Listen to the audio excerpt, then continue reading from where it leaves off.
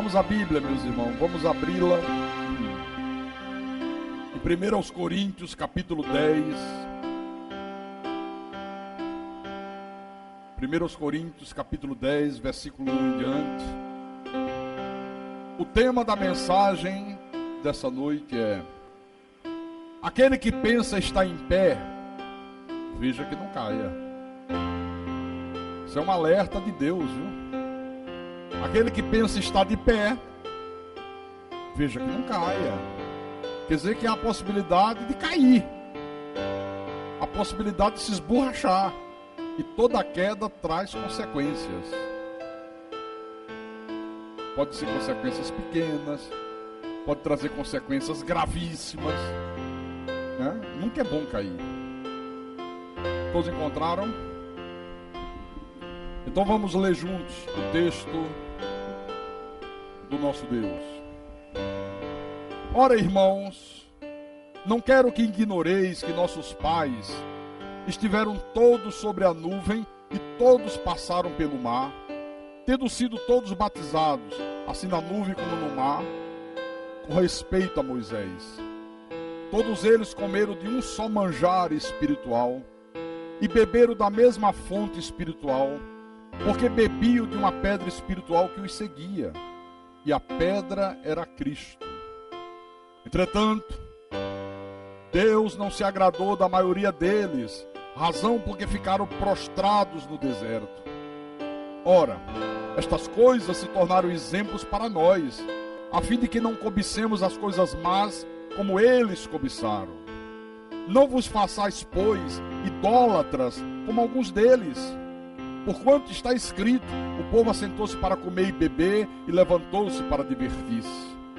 E não pratiquemos imoralidade, como alguns deles o fizeram, e caíram num só dia 23.000. Não ponhamos o Senhor à prova, como alguns deles já fizeram, e pereceram pelas mordeduras das serpentes. Nem murmureis, como alguns deles murmuraram, e foram destruídos pelo exterminador. Estas coisas lhes sobrevieram como exemplo, e foram escritas para advertência nossa, de nós outros, sobre quem os fins dos séculos têm chegado. Aí vem agora o que Paulo diz, né? Por inspiração de Deus. Aquele, pois, que pensa estar em pé, veja que não caia. Vamos orar para que o nosso Deus nos dê discernimento sobre esta palavra. Oremos ao Senhor Deus agora. Senhor Jesus Cristo, Deus de infinita glória, de infinita bondade, de infinita misericórdia, já te adoramos, já te bendizemos, já te louvamos, já preparamos a boa terra do nosso coração, para que o semeador venha e semeie a boa semente, que frutifica a 100%. Que nós possamos receber o alimento da alma, que é a tua palavra.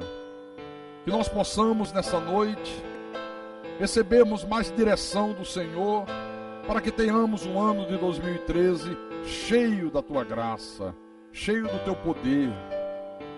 Um ano maravilhoso, um ano que o teu nome venha a ser glorificado através da vida de cada um de nós que estamos aqui agora. Usa-me, Senhor, como teu pastor, como teu servo. Dá-me a inspiração para que eu possa anunciar as boas novas do reino. Fala através de mim a tua igreja. Capacita-me, Senhor, porque pela minha carne eu não teria capacidade alguma de estar aqui.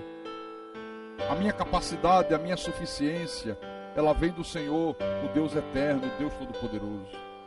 Eu te peço em nome de Jesus, em nome do Senhor, e que todos que creem digam amém, amém e amém. Diga graças a Deus. Muito bem, meus irmãos, Igreja de Jesus Cristo, povo de propriedade exclusiva de Deus. Paulo fala com a igreja e ele faz uma citação do que aconteceu no passado com o povo de Israel, com os hebreus. Você sabe que o povo hebreu estava há 400 anos vivendo uma vida de escravidão no Egito. Ora, Quando a gente fala de escravidão, a gente já sabe o que é que acontece, né? Escravidão significa maus tratos, significa dor, significa sofrimento, significa tristeza, significa amargura, infelicidade, desprezo. Uma vida horrível, uma vida desgraçada. Era assim que o povo estava vivendo. Só que chegou o tempo de Deus libertar esse povo da escravidão e levá-lo à terra prometida, Canaã, como ele, Deus, havia prometido. Aí Deus envia Moisés para ser o grande líder desse povo.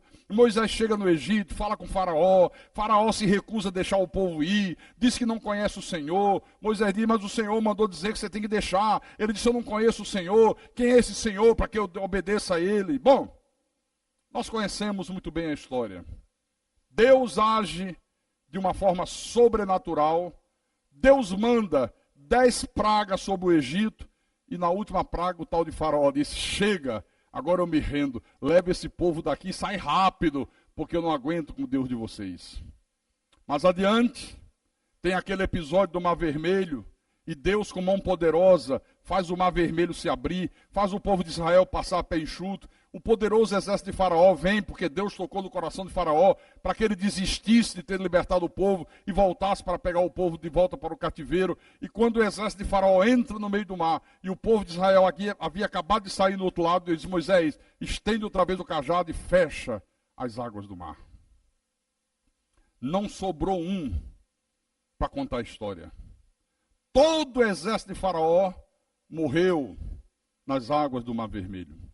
Então, fica claro, fica óbvio, que todos os hebreus, todos os israelitas, foram tremendamente abençoados por Deus.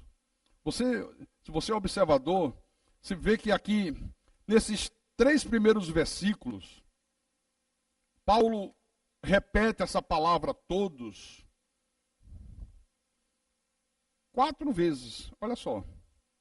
4 vezes ele repete. Não quero que ignoreis que nossos pais estiveram todos sobre a nuvem, uma vez. Todos passaram pelo mar 2 vezes. Todos batizados. Todos comeram de um só maná, só manjar espiritual. 4 vezes ele repete. Por que ele fez isso, hein? Para enfatizar que todos eles, sem exceção, haviam desfrutado dos benefícios de Deus. Todos. Aqui no versículo 2, quando Paulo diz, todos foram batizados assim na nuvem como no mar, com respeito a Moisés, significa que todos eles reconheceram Moisés como uma autoridade constituída por Deus, a quem eles deveriam prestar obediência. É esse o sentido dessa expressão aqui. A quem eles deveriam obedecer. Então a verdade, irmãos, é que todos eles, sem exceção alguma, foram muito abençoados por Deus.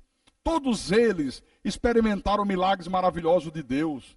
Mas apesar disso, apesar das bênçãos, apesar dos milagres, apesar das maravilhas, o versículo 6, o versículo 5, olha o que diz. Deus não se agradou da maioria deles, razão porque ficaram prostrados no deserto. Isso aqui é impressionante. Quase 3 milhões de pessoas, entre adultos, mulheres e crianças, iniciam uma jornada espiritual lá no Egito, são libertos da escravidão de Faraó, eles veem Deus derramando as bênçãos sobre eles, todos eles estavam debaixo do manto protetor de Deus, todos eles experimentaram o mover sobrenatural de Deus, caminhavam para uma vida de sucesso, iam para Canaã, a terra prometida. No entanto, o que é que diz? Deus não se agradou da maioria deles. Irmãos, o desagrado de Deus foi tão grande que todos que compunham aquela geração, de 20 anos para cima, não puderam entrar na terra prometida. Só 2 homens puderam entrar, Josué e Caleb. Você já imaginou isso? No meio de 3 milhões de pessoas. Só 2. Deus disse, olha, de 20 anos para cima não vai entrar. Só vão entrar a nova geração de 20 anos para baixo, os filhos de vocês. Esses filhos que vocês estão dizendo que os inimigos vão tomar conta dele, vão escravizá-los. Foi isso que aconteceu aqui. Apesar das bênçãos de Deus, o povo de Israel pecou, o povo de Israel desobedeceu, e com essa desobediência, eles deram uma prova inequívoca que era um povo infiel. Eram infiéis a Deus. Foram tremendamente ingratos para com Deus. Que ingratidão, que infidelidade. Segura aí um pouquinho e venha comigo no livro de Salmos. Salmos 106. Salmo 106. Versículo 7.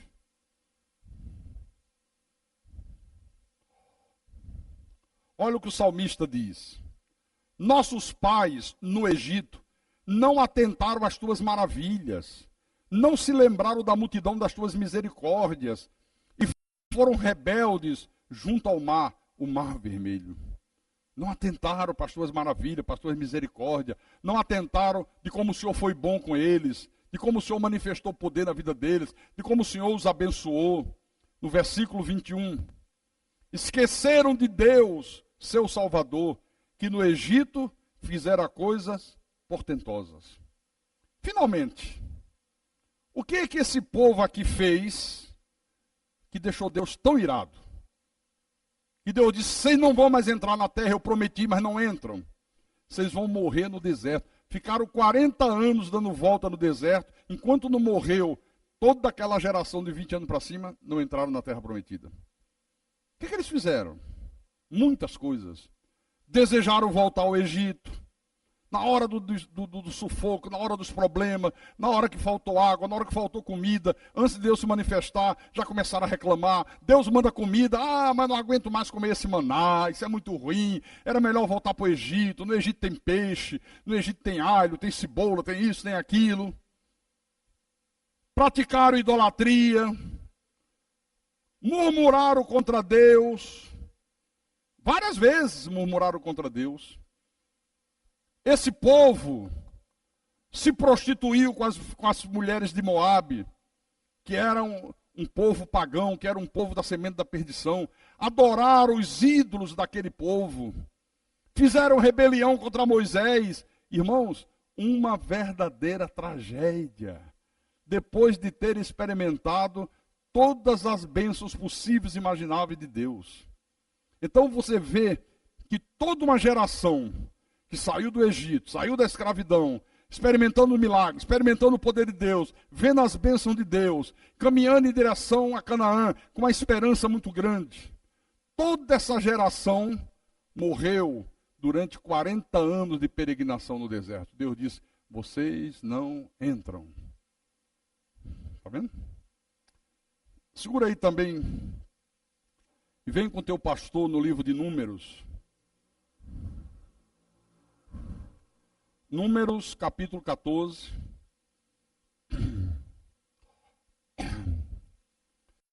Versículo 21 em diante. Números 14, versículo 21.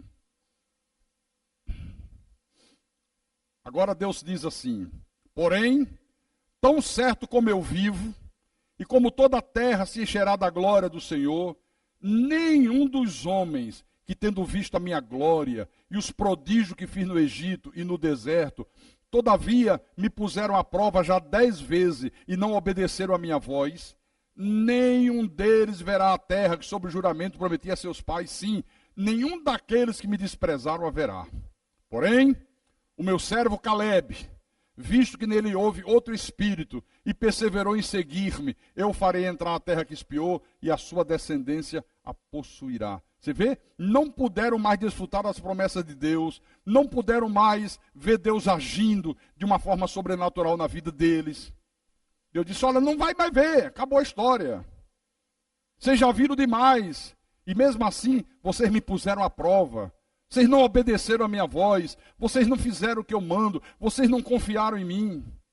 Então, o apóstolo Paulo está mostrando para nós, todos nós aqui, que as consequências da desobediência a Deus para nós nos dias de hoje, elas podem ser tão trágicas como foi para o povo hebreu naquele tempo.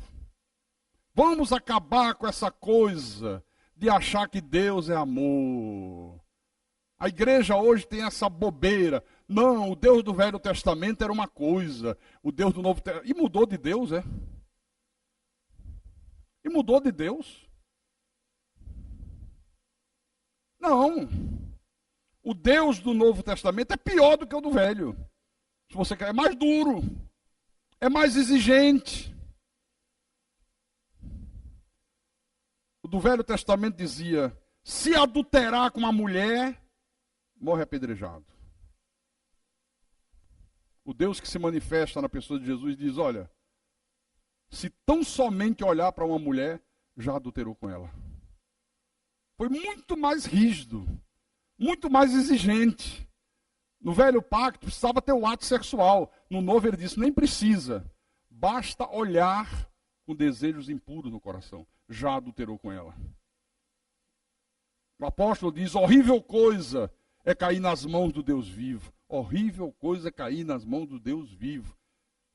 Hoje a igreja criou uma imagem de um Deus bonachão, um Deus que passa a mão na cabeça de todo mundo. O cara deita e rola com Deus, não leva Deus a sério, brinca com Deus. Não, está tudo bem, deixa comigo. Deus é amor, Deus me entende. Não vá nessa que você se ferra.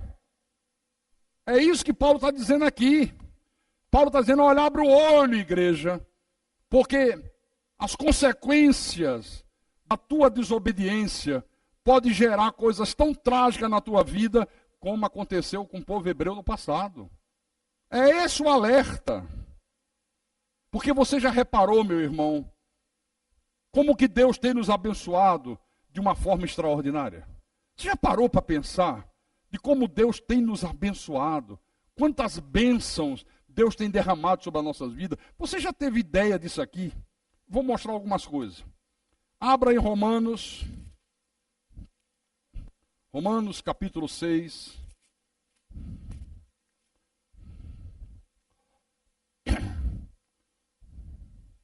Romanos capítulo 6, versículo 16 em diante. Ele diz assim: não sabeis que daquele a quem vos ofereceis como servos para a obediência, desse mesmo a quem obedeceis sois servo, seja do pecado para a morte ou da obediência para a justiça. Se você é servo do pecado, ele está dizendo: vai vir morte. Você vai sofrer. Vai vir morte sobre você. Se você for servo da obediência, vai vir justiça sobre a tua vida.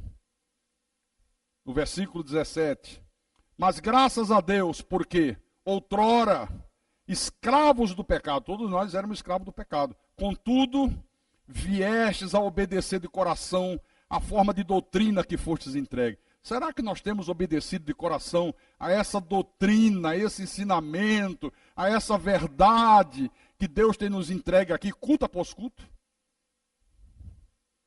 Será que nós temos obedecido de coração, por amor, com boa vontade, com seriedade? E uma vez libertados do pecado, fostes feitos servos da justiça. Aí ele diz no versículo 19: falo como homem por causa da fraqueza da vossa carne. Assim como ofereceste os vossos membros para a escravidão da impureza e da maldade para a maldade, assim oferecei agora os vossos membros para servir à justiça para a santificação. Porque, quando eras escravo do pecado, estavas isento em relação à justiça. Naquele tempo, que resultado vocês escolheram? Somente as coisas de que agora vos envergonhais, porque o fim delas é morte. Realmente, né? Quando nós vivíamos escravo do pecado, maldade para maldade, olha, só colhemos coisas que sentimos vergonha só de pensar. Quanta dor, quantas lágrimas derramadas, quantas decepções, quantas amarguras. É só o que restou daquilo. Aí ele diz, no versículo 22, agora, porém, libertados do pecado, transformados em servos de Deus, Você foi transformado em servo de Deus? Você sabe o que significa um servo? Essa palavra servo é um escravo. É escravo. Um escravo, na acepção normal da palavra, era um sujeito que tinha um senhor, que era dono dele. Ele não escolhia dia, não escolhia hora. Ele tinha que trabalhar querendo ou não querendo. Se não fizesse direito, apanhava. Nós somos escravos, no bom sentido, do Senhor Jesus. Somos escravos por amor a Ele. O servimos por amor. Não escolhemos dia, não escolhemos hora. Não fazemos reclamação. Sabe? Somos servos. Esse é o sentido dessa palavra servo. Agora, porém, libertados do pecado, transformados em servos de Deus. Como é que eu sou um servo e eu poderia escolher não estar aqui ontem? Ah, não. Pastor Erglis, faz aí, porque Natal e Ano Novo eu não posso ficar longe da minha casa. Minha mulher está sozinha, meus filhos, família. Sabe como é que é? Que diabo de servo sou eu? Que servo sou eu? Pastor, mas Natal o senhor não esteve aqui. Não estive aqui, mas estive fazendo culto em Natal e fazendo culto em Recife. Não passei em casa, não. Eu sou servo. O Senhor me transformou em servo. Por isso ontem eu estava aqui. Eu não tinha outra escolha. Eu não tinha outra opção. Servo não tem outra opção a não ser servir ao seu Senhor. Amém? Tendes o vosso fruto para a santificação e por fim a vida eterna. Versículo 23. Porque o salário do pecado é a morte. O que é o pecado, hein? O que é pecado? Desobediência a Deus.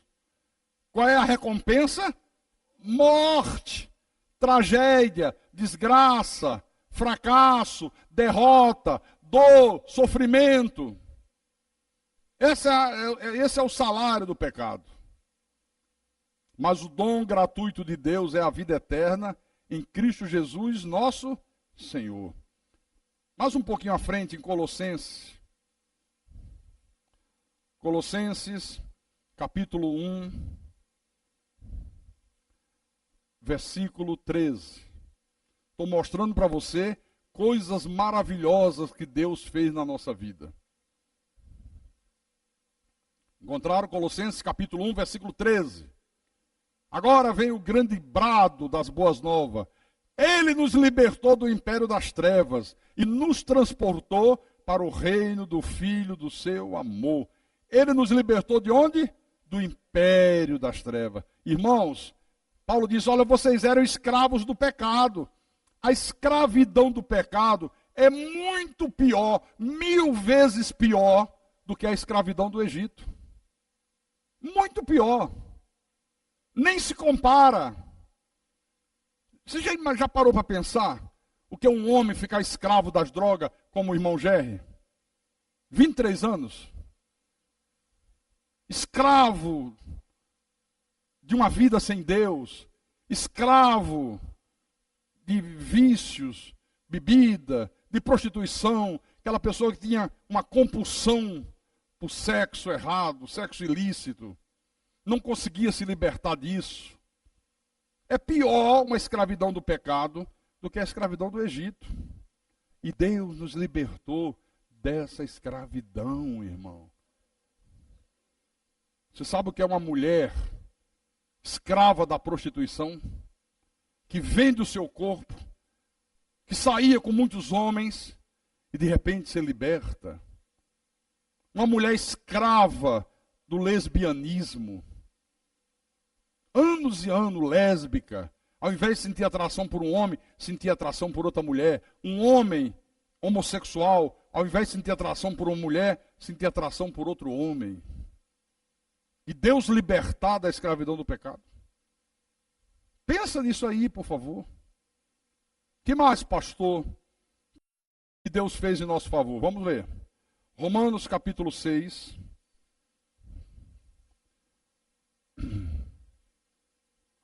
Romanos capítulo 6, versículo 3 em diante. O apóstolo diz assim: ou porventura ignorais que todos nós, que fomos batizados em Cristo, em Cristo Jesus, fomos batizados na sua morte. Fomos, pois, sepultados com ele na morte pelo batismo, para que, como Cristo foi ressuscitado dentre os mortos pela glória do Pai, assim também andemos nós em novidade de vida. Porque, se fomos unidos com ele na semelhança da sua morte, certamente o seremos também na semelhança da sua ressurreição. Sabendo isto, que foi crucificado com ele o nosso velho homem, para que o corpo do pecado seja destruído, e não sirvamos o pecado como escravos, porquanto quem morreu está justificado do pecado. Mas não é só isso não. Segura um pouco aí para eu completar isso aqui. Gálatas capítulo 3. Gálatas capítulo 3. Versículo 27. Ele completa e diz assim: porque todos quantos foste batizados em Cristo, de Cristo vos revestiste. Quer dizer que todos nós fomos revestidos de Cristo, fomos unidos a Cristo. Irmãos, isto é a maior honra que Deus pode conceder a uma pessoa na terra. Não tem honra maior do que essa. Você ser revestido de Cristo, você se unir a Cristo, você se tornar um espírito com o Senhor. O teu espírito se uniu de tal maneira ao Espírito de Deus que você se tornou um com Ele. Diga glória a Deus. Só que muitos cristãos, irmãos, ignoram as lições do passado, como essa que Paulo está mostrando nos Hebreus, e passam a cometer os mesmos erros que os antigos cometeram nos dias de hoje. Por exemplo, a pessoa chega na igreja, trazida por Deus, vivendo uma vida por baixo, sofrendo, escrava de vícios, uma vida cheia de amargura, e ela chega à igreja e ela começa a buscar socorro em Deus, ela começa a vir aos cultos, ela é a primeira que chega no templo. Já viu a pessoa quando chega aqui pela primeira vez, que a palavra toca, que ela começa a sentir a verdade de Deus libertando-a? Como é o comportamento da pessoa? Não falta cultos. Culto começa 7 horas da noite, terça-feira, 6h30 ela já está aqui. Pode trabalhar longe, ela dá um jeito, chega. Quinta-feira, a mesma coisa. Domingo, 9 horas da manhã, 8h30, ela já está na igreja. Chega meia hora antes, conversa com os irmãos, senta, fica meditando na palavra, se preparando para o culto. Ouve a palavra com toda a atenção do mundo. Obedece os mandamentos. Um entusiasmo impressionante. Não falta cultos. Você vê a pessoa está aqui terça, ela está quinta, ela está domingo de manhã, ela está domingo à noite. Se o pastor disser, vamos ter 5 noites maravilhosas da graça de Deus, aleluia! Porque só 5, pastor, não dá para ser 10 logo não de uma vez. Tamanho entusiasmo. Tamanho entusiasmo. Não profana o dia do Senhor. Ela considera o domingo digno de honra e o honra. Ela dá ofertas generosas. Ela é fiel nos dízimos. Ela fala da palavra da graça de Deus para os amigos, para os vizinhos, para o estranho no meio da rua. Ela evangeliza no trabalho, ela evangeliza dentro do ônibus, ela evangeliza na fila do banco. Ela consegue trazer pessoas ao templo. Aí, Deus começa a agir de uma forma sobrenatural na vida dessa pessoa. Liberta a pessoa da escravidão do pecado. Ela chegou por baixo, Deus a coloca por cima. Deus lhe dá o Espírito Santo. Deus abre as portas que estavam fechadas. Deus enche o coração dessa pessoa de paz, de alegria. Tudo começa a fluir bem na vida da pessoa. Tudo começa a fluir bem. Só que a experiência mostra que ao longo dessa caminhada muitos têm caído. Por que muitos têm caído? Porque incorrem no mesmo erro do povo de Israel. Desse povo que Deus disse, não entrarão na terra prometida. As pessoas incorrem nesses mesmos erros. Começa a relaxar na obediência. Começa a viver uma fé espúria. Começa a chegar atrasado nos cultos. A pessoa não chega atrasada no trabalho. Não chega. Mas na igreja ela chega. Ela não falta o trabalho, nem que a vaca tussa. Mas culto ela falta. Mas no início não era assim. No início não era dessa forma. Então começa a haver uma mudança. Começa a haver um relaxamento. Já não presta mais atenção no culto. O pastor está pregando e a pessoa está cochichando com um, cochichando com o outro. Deus está falando e a pessoa no celular, no Facebook, no Orkut, não sei das quantas, no MSN, não sei de que lá. Na hora do culto. Na hora do culto. Entendeu, irmão Geraldo? Agora ela tem sempre uma boa desculpa para justificar a sua desobediência. Sempre tem uma desculpa. Não, é porque o senhor não sabe a minha vida. Não, pastor, se o senhor soubesse os problemas que eu tenho, e a minha vida é diferente da sua, não tem problema nenhum. Só você que tem. Eu tenho filhos como você tem, tenho família como você tem, tenho talvez mais preocupações do que você tem. Eu conto nos dedos os cultos que eu deixei de fazer no ano de 2012. Quando eu deixei de fazer, eu estava doente.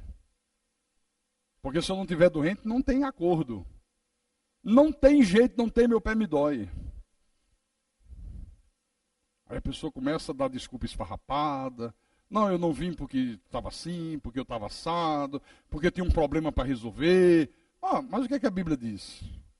Buscai, pois, em primeiro lugar, o reino de Deus e a sua justiça, e todas essas coisas vos serão acrescentadas. No início, puxa vida, precisava nem o pastor pedir. Ela dava oferta na igreja, ela tinha consciência da necessidade da casa de Deus. Agora já reclama de dar ofertas. Engana nos dízimos. Agora já não evangeliza mais. Antes falava da graça, só faltava trazer gente arrastado. Agora já não fala mais. Já não vê mais o pastor como autoridade constituída por Deus. Agora ela se faz pastor para si mesma. Antes, se tinha alguma coisa que ela tinha dúvida, precisava de uma orientação de Deus, vinha consultar o pastor. Pastor, olha, eu estou numa dúvida, o senhor é o homem de Deus, eu queria que o senhor me orientasse. O senhor pode me atender no gabinete pastoral? O pastor levava para o gabinete pastoral, a pessoa expunha o problema e o pastor está ouvindo e está orando em pensamento: Senhor, fala através de mim, o que é que o senhor quer que falar com ela? Aí o pastor dava a orientação que Deus estava dando, ela dizia: pastor, muito obrigado, eu sabia que Deus ia me dar uma direção. Agora não mais. Ela faz aquilo que sente e tem vontade. Eu sei o que é que eu estou fazendo. Eu não preciso falar com pastor nenhum. Agora sou eu e Deus.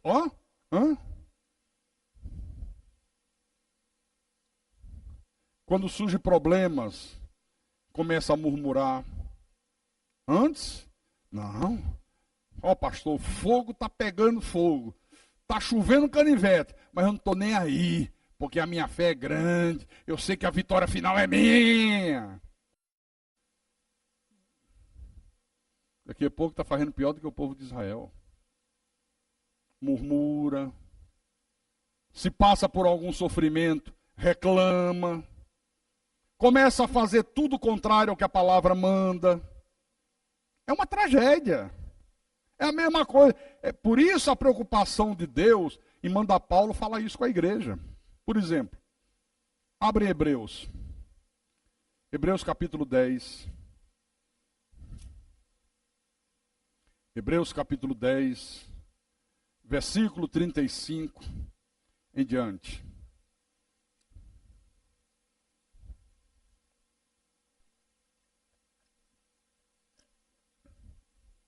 Acharam?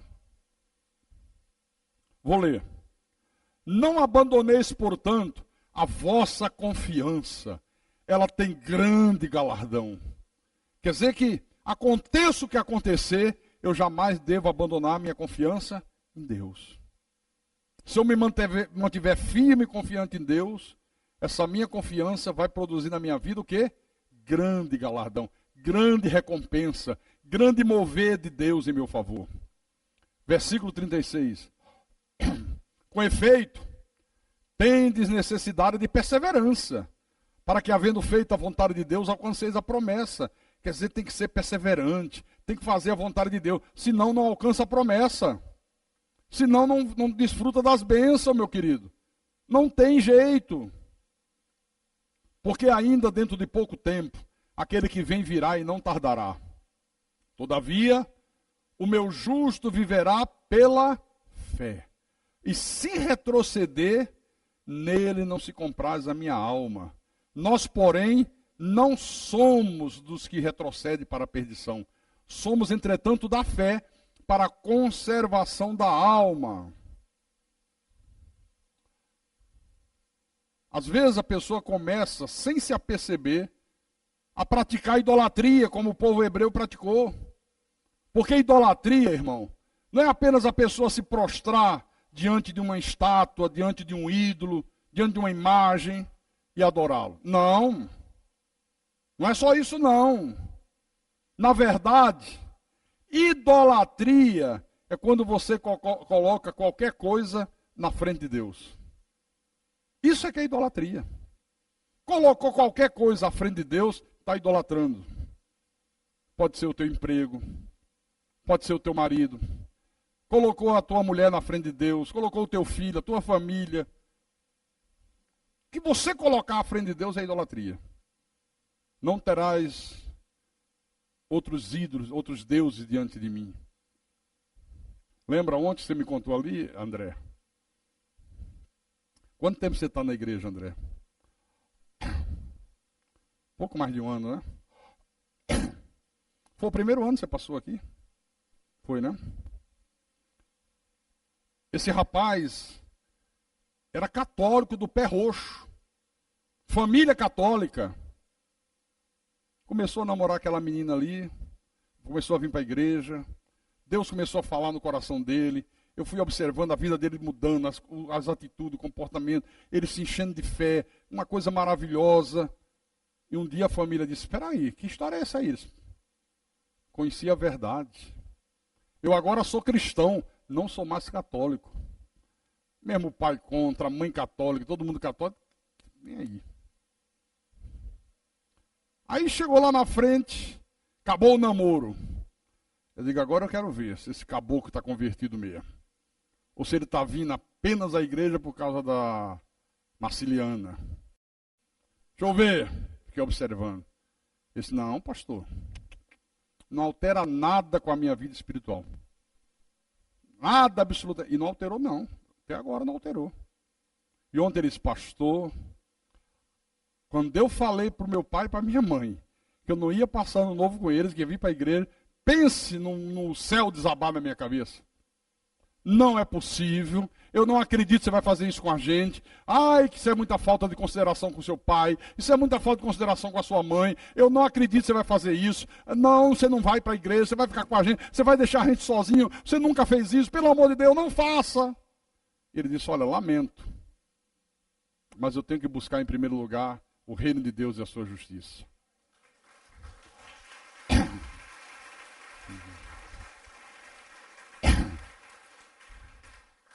Mas tem uma porção de gente da nossa igreja que não veio.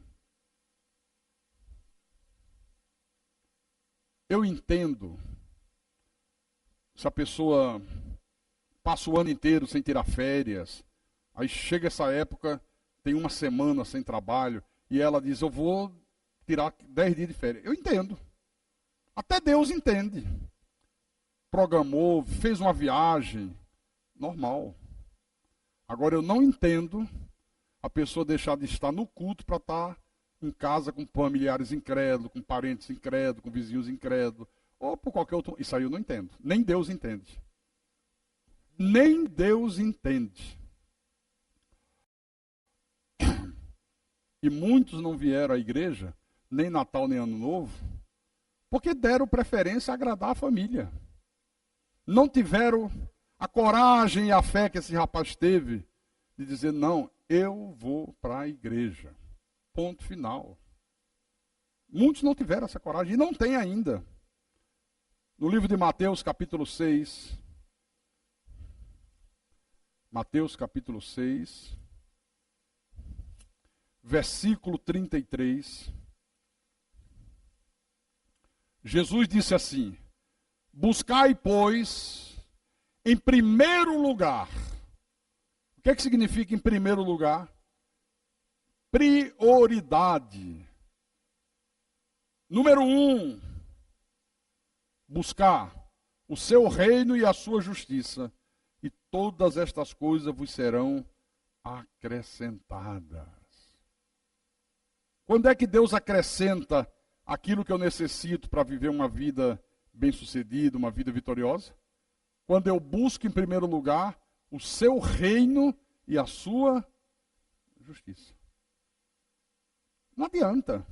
É por isso, irmãos, que a grande maioria do povo evangélico não é um povo de vida abençoada, não é um povo de vida próspera. Poderia ter muito mais do que tem, poderia ver muito mais do que tem visto, sabe? Mas não vê porque não busca em primeiro lugar o seu reino e a sua justiça. Não dão prioridade a Deus. Qualquer coisa que apareça que for do interesse dele, Deus já passou para o segundo lugar. Dia de culto, né?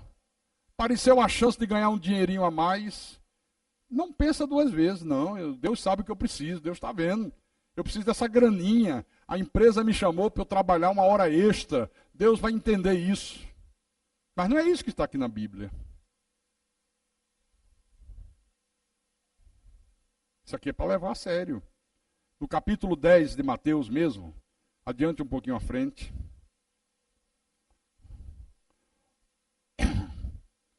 Mateus capítulo 10, versículo 37.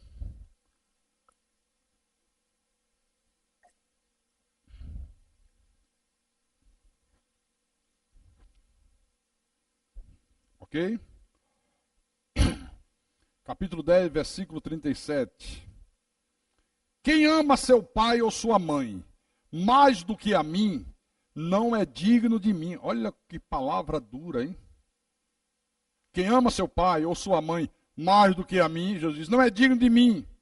Quem ama seu filho ou sua filha mais do que a mim, não é digno de mim. Olha, Jesus foi logo nos extremos. Pai, mãe, filho, filha. Para já incluir as coisas menores.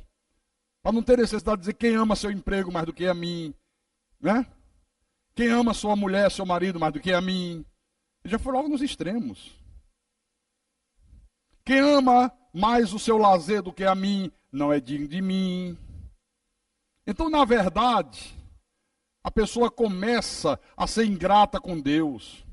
Ela se esquece que um dia Jesus a libertou, que Jesus lhe deu paz, que Jesus lhe deu alegria, que Jesus lhe deu o Espírito Santo. Ela se esquece que foi Jesus que a colocou por cima. E aí começa a ficar soberba. Quando chegou quebrada, arrebentada, chegou humilde.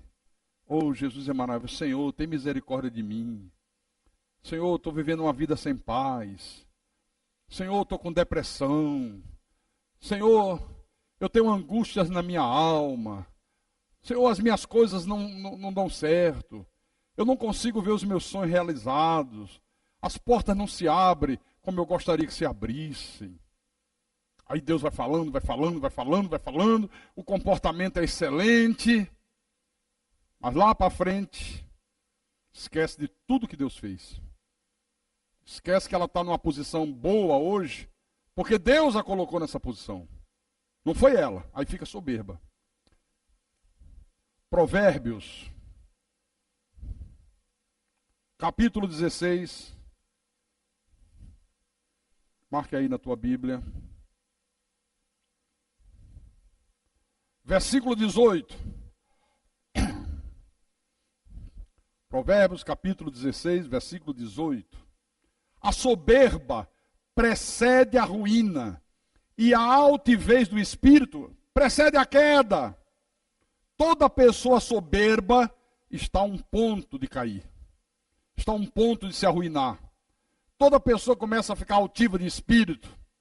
Vai cair. Já é o sinal. É como se uma sirene tocasse. Vai cair. Só esperar. Vai cair. Olha como isso aqui é terrível. Foi o que aconteceu com o povo hebreu. Começou a ficar soberbo. Tem mil e um exemplos aqui na Bíblia que eu podia mostrar para você. Deixa eu mostrar outro. Abra em 2 de Crônicas.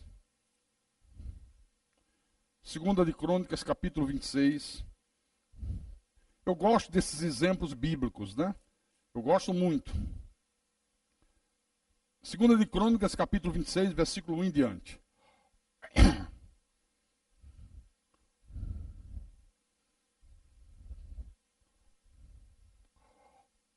Quando veio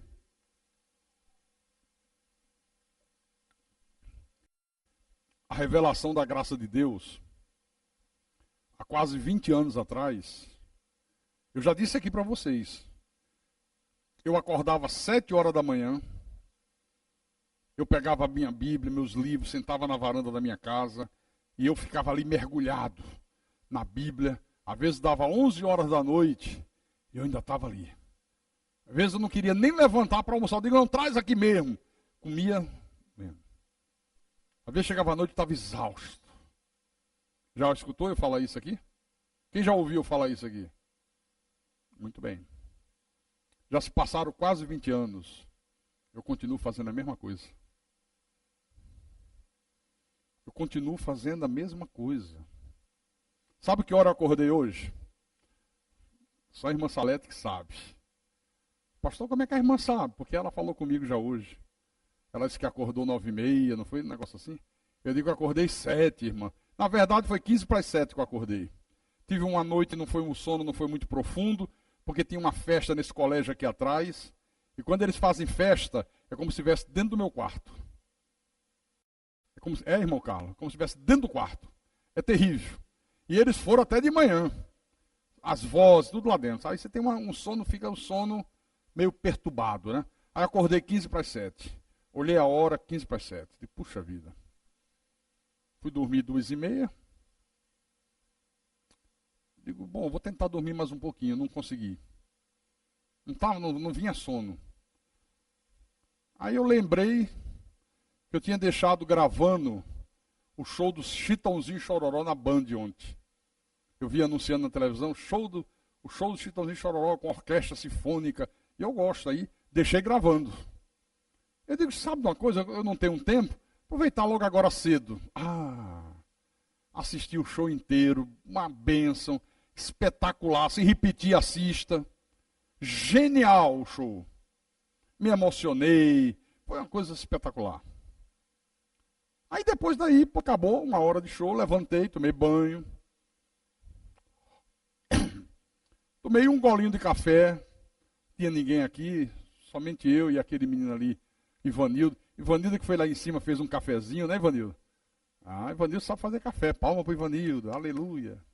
Aí já ri, todo mundo aplaudia. Fez um café gostoso, saboroso. Depois comecei a comer hoje era melancia de novo, minha melanciazinha e tal, né? Sentei na minha mesa de trabalho, trabalhei o dia todo. Não é feriado? Eu não podia dizer, peraí, também sou filho de Deus. Eu não consigo. Se minha mulher estivesse aqui, eu pudesse dar uma saída, mas não tá lá fazendo o culto. Chegou ontem em casa, era 2h30 da manhã também. Eu digo, o que é que eu vou fazer? Eu vou trabalhar, vou fazer. E fiquei ali, foi bom, foi maravilhoso. Não sei quem é que esteve lá comigo hoje, lá em cima, que eu disse, olha, está fluindo, Deus está falando, e eu não consigo parar. Já se passaram quase 20 anos. Eu continuo como se fosse a primeira vez. Como se fosse a primeira vez. Né? Eu falei em 2 de Crônicas, capítulo 26. Foi isso? Versículo 1 em diante. Todo o povo de Judá tomou a Uzias, que era 16 anos, e o constituiu rei em lugar de Amazias, seu pai. Ele edificou a Elate e a restituiu a Judá, depois que o rei descansou com seus pais. Uzias tinha 16 anos quando começou a reinar, e 52 anos reinou em Jerusalém. Era o nome de sua mãe Jecolias de Jerusalém. Ele fez o que era reto perante o Senhor, segundo tudo que fizera Amazias seu pai. Propôs-se a buscar a Deus nos dias de Zacarias, que era sábio nas visões de Deus. Nos dias em que buscou o Senhor, Deus o fez prosperar. Olha, no dia que ele buscou o Senhor, Deus o fez prosperar. Saiu, guerreou contra os filisteus e quebrou o muro de Gate, o de Jabiné e o de Asdod, e edificou cidades no território de Asdod e entre os filisteus. Deus o ajudou contra os filisteus e contra os arábios que habitavam em Gurbaal e contra os meunitas. Os amonitas deram presentes a Uzias, cujo renome se espalhara até a entrada do Egito, porque se tinha tornado em extremo forte. Olha só, fez o que era reto perante Deus, obedeceu a Deus, foi submisso a Deus, foi um rei humilde. Aí Deus abençoou Uzias de uma forma tremenda. O texto diz que ele se tornou forte. Diga forte. Não é isso que está escrito? Não. Extremamente forte. Leia direito. Extremamente forte. E a sua fama se espalhou até o Egito. Só se ouvia falar de Uzias. Olha, o cara tem Deus com ele. Olha, Deus o abençoa. Olha, ele não perde uma guerra. Olha, tudo que ele faz prospera. Olha que coisa maravilhosa. A fama dele se espalhou até o Egito. Então agora estava extremamente forte, abençoado, por cima. Sabe o que é que acontece? Esse homem deixa a soberba entrar dentro do coração. Fica altivo de espírito. Começa a se achar o tal. É aquela pessoa que chega na igreja humilde, respeita todo mundo, respeita o pastor. Quando ela recebe a exortação, ela agradece. Ô pastor, graças a Deus que Deus usou o senhor para me exortar. Pastor chama atenção. Ô pastor, dou glória a Deus, porque o senhor me chamou a atenção, porque assim eu me conserto. Já viu pessoas que são assim? Mas essa mesma pessoa que começa humilde, muitas das vezes quando chega lá na frente, muda completamente. Se torna uma pessoa soberba, arrogante, agora critica todo mundo, agora não respeita mais ninguém, já não quer mais saber de nada do pastor. Quando o pastor exorta, fica com a cara desse tamanho, meu irmão. Se o pastor exortar outra vez desse jeito, eu saio da igreja. Dá ameaça, manda recado por tabela, né? Se ele der outra exortação dessa, como ele deu hoje no culto, eu não fico aqui. Fora aqueles que vêm tomar satisfação. Não concordo com isso. Mas quando chegou, concordava com tudo. Agora já não concorda mais. Foi o que aconteceu com o rei Uzias. Veja aqui, ó, no versículo 16 em diante. Mas, havendo-se já fortificado, exaltou-se o seu coração para a sua própria ruína, e cometeu transgressões contra o Senhor seu Deus, porque entrou no templo do Senhor para queimar incenso no altar do incenso. Porém, o sacerdote Azarias entrou após ele, com 80 sacerdotes do Senhor, homens da maior firmeza. Olha, o sacerdote de Deus tem que ser um homem de firmeza. O sacerdote de Deus não pode ter mão frouxa. 80 sacerdotes, homens da maior firmeza. E resistiram ao rei Uzias e lhe disseram: a ti, Uzias, não compete queimar incenso perante o Senhor, mas aos sacerdotes, filho de Arão, que são consagrados para este mistério. Sai do santuário, porque transgrediste. Nem será isto para a honra tua da parte do Senhor Deus. Então Uzias se indignou. Ele era o rei. Como é que é a história? Quem vocês pensam que são? Quem é o rei sou eu. Vocês são sacerdote apenas. Vocês querem dizer o que eu posso? Eu posso tudo, sou o rei. Tinha um incensário na mão para queimar incenso. Indignando-se ele, pois, contra os sacerdotes, a lepra lhe saiu na testa, perante os sacerdotes da casa do Senhor, junto ao altar de incenso. Então, o sumo sacerdote Azarias e todos os sacerdotes voltaram para ele, e eis que estava leproso na testa, e apressadamente o lançaram fora daquele lugar. Até ele mesmo se deu pressa em sair, visto que o Senhor o ferira. Assim, ficou leproso o rei Uzias até o dia da sua morte, e morou, por ser leproso, numa casa separada, porque foi excluído da casa do Senhor, e Jotão, seu filho, tinha seu cargo, a casa do rei, julgando o povo da terra. Olha a soberba desse homem. Só os sacerdotes, constituídos por Deus, podiam adentrar na sala do incenso e queimar incenso para Deus. Ele não deu a mínima para isso, para a regra de Deus. Não, eu sou o rei, vou fazer. Eu vou entrar lá e vou queimar incenso. É aquela pessoa que toma decisões na igreja sem consultar o pastor líder. Por exemplo, na nossa igreja, a Cristo é Vida, só quem tem autoridade para tomar decisões, a última palavra de quem é? Minha. Quem é a autoridade que Deus constituiu sobre esse ministério? Eu. Você pode ter boas ideias, você pode dar sugestões, você pode fazer reivindicações, mas a última palavra tem que ser minha. Eu é que respondo pela igreja. Deus é que me colocou nessa posição de autoridade. Entendeu? Então não pode as pessoas saírem tomando decisões sem consultar o pastor, né? Às vezes você dá um cargo para a pessoa, delega uma autoridade, ela já passa por cima da sua, ela já faz o que dá na cabeça, já não consulta ninguém, faz de qualquer jeito. Foi o que esse cara aqui fez, ó. Veja o que ele fez. Desrespeitou os sacerdotes. E quando os sacerdotes entraram, 80 sacerdotes, mais o principal deles, todos homens firmes, você não podia fazer isso, você não pode estar aqui, isso aqui não é o teu lugar, você não tem direito de queimar incenso. Ficou indignado com os sacerdotes, não aceitou ser chamado a atenção,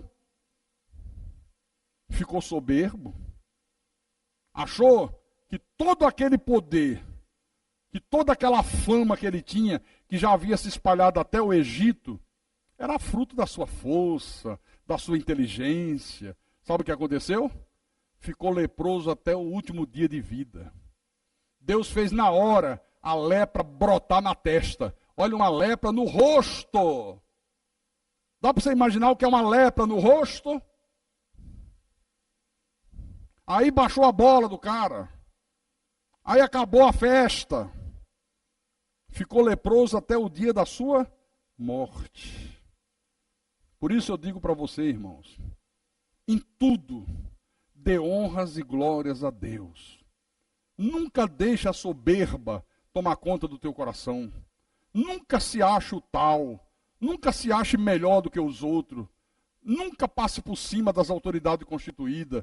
Nunca queira se sentir superior ao irmão, superior a fulano, superior a Beltrano. Nunca ache que porque você hoje tem um diploma, ou tem um automóvel, tem uma casa, ou tem uma condição boa de vida, talvez melhor do que outros, nunca fique achando que foi a tua capacidade. Se você tem o que você tem, se você está na condição que você está, dê honras e glória a Deus, porque foi Deus que te colocou nessa posição, em nome de Jesus Cristo. Em nome de Jesus.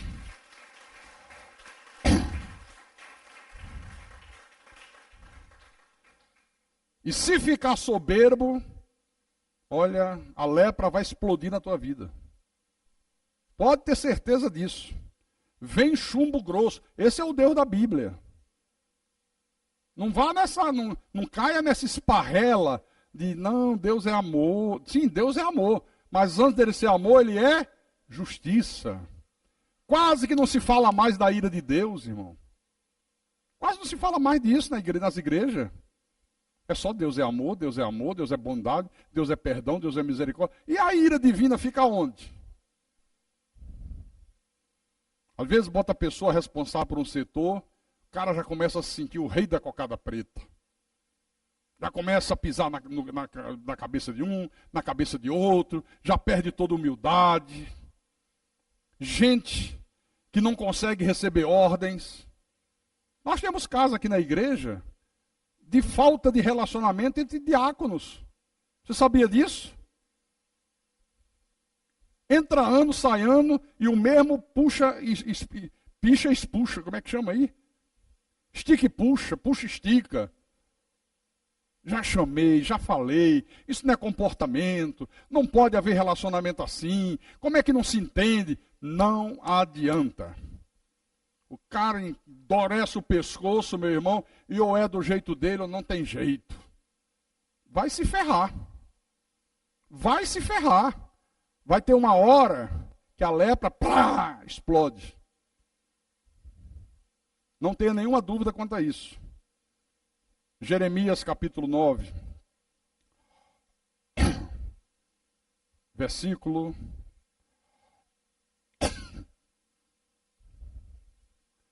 23 e 24.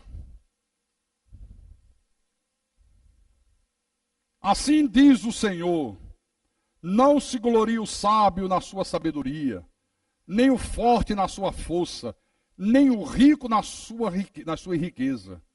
Mas o que se gloriar, glorie-se nisto, em me conhecer e saber que eu sou o Senhor, e faço misericórdia, juízo e justiça na terra, porque destas coisas me agrado, diz o Senhor. Aleluia. Não se glorie na tua sabedoria, não se glorie na tua força, não se glorie na tua riqueza, não se glorie na tua inteligência, se glorie em Deus. Toda honra e toda glória seja dada a Deus, em nome de Jesus. Amém? 1 Coríntios, capítulo 10, vamos voltar lá.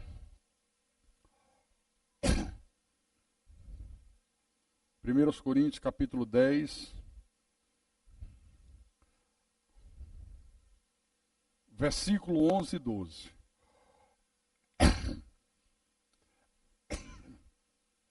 É o texto que nós abrimos a mensagem. Paulo falou da história dos hebreus, do que aconteceu com eles, praticaram idolatria, imoralidade, foram soberbos, de respeitar o Deus, foram ingratos. Paulo disse: olha, cuidado, porque Deus não se agradou disso, e por isso ficaram prostrados no deserto. Olha, praticar imoralidade, num só dia Deus fez morrer 23 mil pessoas. Esse é o Deus da Bíblia, querido. Num só dia. Olha, quando fala em imoralidade, é tudo aquilo que é desobediência a Deus, é uma imoralidade. É uma imoralidade você deixar de passar o Natal na igreja e passar com família incrédula. É uma imoralidade. É uma imoralidade você deixar de passar o ano novo na igreja para passar, seja lá com quem você passou. Isto é uma imoralidade. É uma imoralidade você trair a tua mulher. É uma imoralidade você trair o teu marido. É uma imoralidade você mentir. É uma imoralidade você faltar cultos.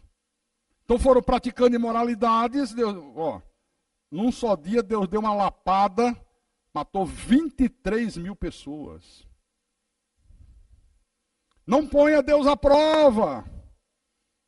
Começaram a botar Deus à prova. Deus mandou serpentes abrasadoras. As serpentes mordiam eles no deserto e eles não iam morrendo. Pastor, então esse Deus não é brincadeira. Aí você pensou que era? Você está pensando que Deus é brincadeira? Você está com uma ideia de Deus muito errada. Está aqui, ó. Foram destruídos pelo exterminador.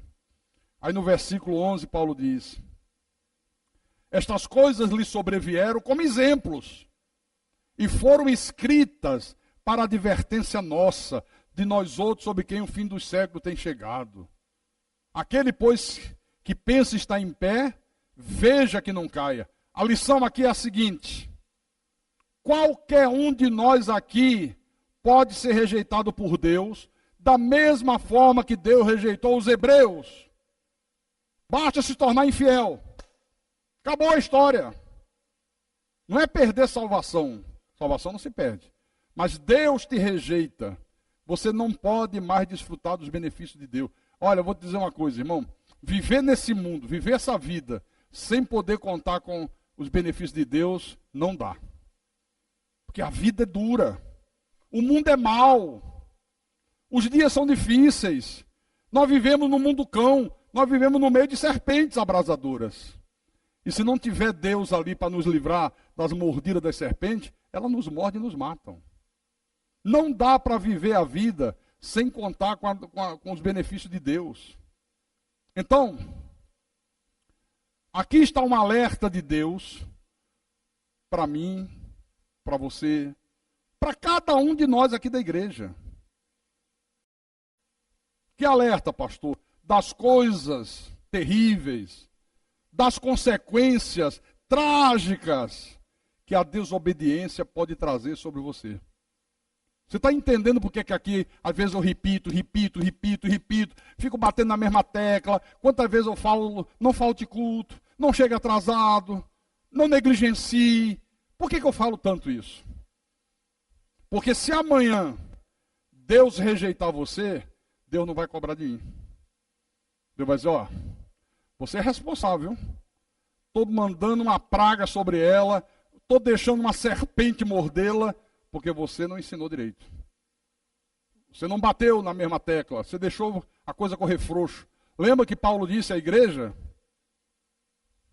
Estou limpo do sangue de todos, porque jamais deixei de vos anunciar todo o desígnio de Deus, toda a verdade de Deus. Você entendeu agora aqui por quê?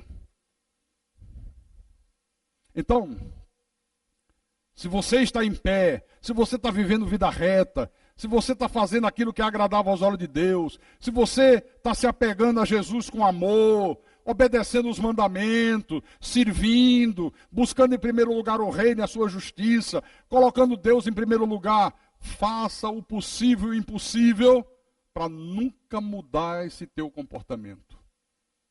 Faça o possível e o impossível. Porque se mudar, o que Deus fez com os hebreus vai fazer contigo. Eu os rejeitei. Acabou. Lembra o que ele fez com Saul? Samuel, diz a esse Saul aí que eu me arrependi de colocá-lo como rei. Agora rejeitei Saul. Não vai mais ser rei em Israel. Acabou a história. De repente Deus se arrepende de ter te dado uma casa, de ter te dado saúde, de ter te dado paz. Deus se arrepende de ter feito você uma pessoa próspera. Aí Deus, me arrependi. Deixa agora virar banda voou. E aí as consequências são trágicas. Está aqui, ó. É preciso que os pastores tenham a coragem de ensinar isso para a igreja. Chega de passar a imagem de um Deus bonachão, de um Deus bonzinho. Sim, ele é bonzinho. Mais do que bom, ele é amor. Mas para aqueles que o temem. Mas para aqueles que não o temem, ele é ira, justiça e vingança. Amém? E eu termino com Hebreus capítulo 2, versículo 1 em diante. Isso aqui é para aqueles que dizem assim, não, isso aí era no Velho Testamento. Na Nova Aliança a coisa é diferente. Na Nova Aliança Deus é amor. Como se fosse outro Deus. Sabe, como se o do Velho Testamento fosse um Deus mauzinho, que mata, que fere, que castiga, que disciplina, que se ira. E o do Novo Testamento, aquele pai bonachão, filho está nas drogas, não, isso é da juventude mesmo. Eu entendo meu filho, né, meu filho? O bichinho está fumando maconha, mas vai chegar uma hora que o bichinho vai largar as drogas, deixa ele. Não tem pai que é babaca assim? Tem ou não tem? Não. A minha filha vai dormir na casa do namorado dela, mas vai chegar uma hora que ela vai cair na real, deixa a bichinha, está se divertindo. Aí ser babaca assim lá na caixa prego, meu irmão. Isso não é pai de nada. Isso não é pai de nada. Aí as pessoas querem que Deus seja isso. Que Deus seja assim. Filho não obedece. Filho responde a pai. Filho peita o pai. Hoje não é assim os filhos? Não respeita, faz o que quer. E o pai bota o rabinho entre as pernas. Comigo não rola. Meus filhos são tudo adultos. Um mês atrás, se desentenderam, estavam os dois se desentendendo. Dois dele. O de 28 com o de 21. E discutindo. Eu digo, ó, para a discussão, que isso não é comportamento de irmãos. Vocês estão discutindo por bobagem, parece dois inimigos. Eu já mandei parar. Continuaram. Tá bom. No quarto tirei o cinto, meu irmão. Pastora, não bate? Papá! Parou ou não parou? Seus merda. Não, e foi mesmo. Parou ou não parou? Agora continue. Foguinho baixou na hora, querido. 2 homenzarrão. Eu digo, agora me enfrente. Pronto, enfrente para cá, vai fazer a fusaca ficar pronta de uma vez. Aí eu quero ver se filho enfrenta pai. Acabou. No outro dia, eu digo, vem cá os dois. Se abraça aí. Rapaz, vocês não vão se abraçar. Vocês... Não, papai, não, pai, não, pai. Acabou a festa. Está faltando isso, gente. Hoje os pais deixam correr frouxo. Não tem mais autoridade sobre filho. Filho com 8 anos, 10 anos, manda no pai. Dá grito na mãe. Dá pontapé. Como é que pode isso? Onde é que nós estamos?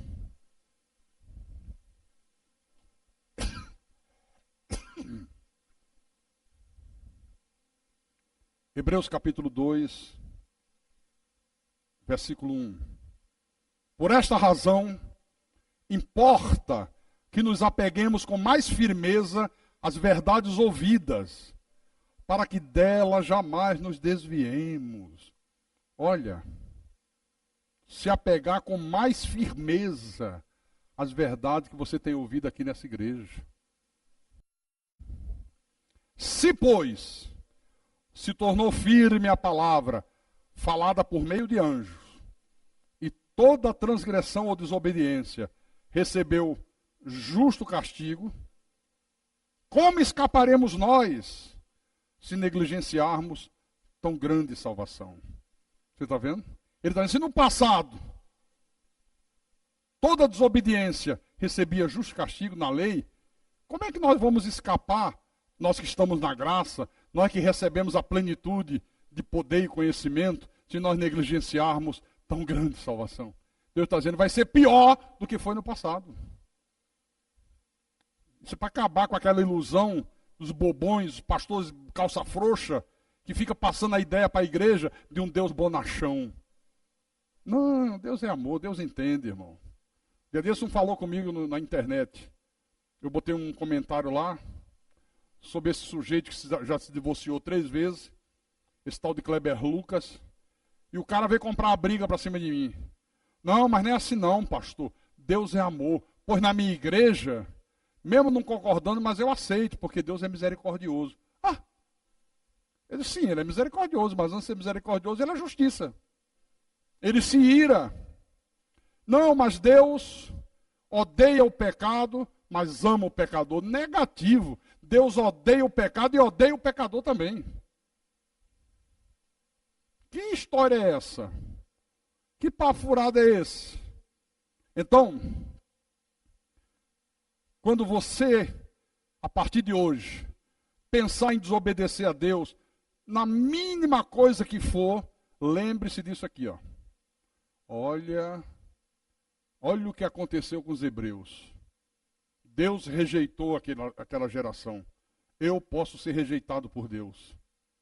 E se Deus me rejeitar, eu estou frito. Não posso mais contar com anjos acampados ao meu redor, Deus não vai mais combater os meus inimigos. Deus não vai mais destruir os meus adversários. Deus já não vai me proteger de todo o mal. Acabou, meu querido. Dá para você entender a seriedade disso aqui? Ou você ainda vai sair daqui e dizer, não, mas também não é tanto assim como o pastor Carlos fala. Não, é pior. É muito pior do que o que eu estou falando aqui. Muito pior. E quem tem ouvidos para ouvir, que ouça o que o Espírito falou com a igreja nessa noite. Em nome de Jesus.